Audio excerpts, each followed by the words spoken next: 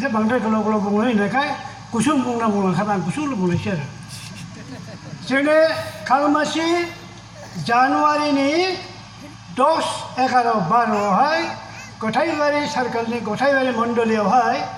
बर' ख्रिस्टान board आरो बर' ख्रिस्टान giant फेल'शिपनि बोसोरारि annual conference जागोन आरो बेवहाय थांनो थाखाय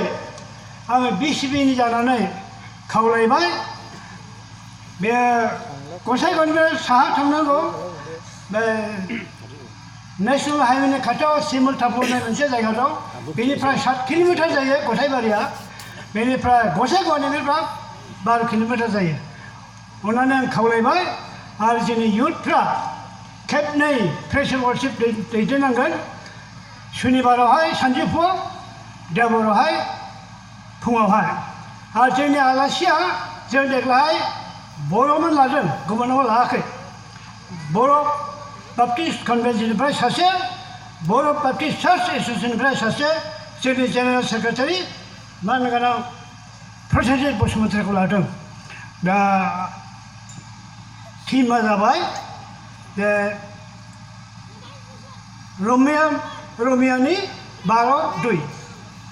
संसारजों दागारफा नोंसोरो गोसोखौ थालायै सोलायनाय गोसो गोदान गोसो खालामनानै इसोरनो हगारना होदों जोंनि रिभाइभेलनि सनआ 40 दं जोंनि बिसिबिनि कनफारेन्सआ 45 दं 5 बोसोर आगोल दा बेयाव जेरैबायदि होजोंबो प्राय रिभाइभेलनि माबाखौनो लादों ओमफ्राय मोनसे टपिकआ जाबाय इयुथ एन्ड मिशन बेखौ जोंनि मानगोनां प्रेसिडेन्ट बसुमतारीया बुंगोन आं बेखौनो बुंबाय आरो अननानै थांदो थाखा ओरैबायदि जागोन डेलिगेट फिसआ 240 थाखा ओमफ्राय रेजिस्ट्रेसना 10 गासैजा 250 थाखा होनांगोन आरो आङो जोंनि इउनियननि लिडारफोरखौहाय बिसोरजों खावलायबाय आरो इयुथफोरखौ खावलायबाय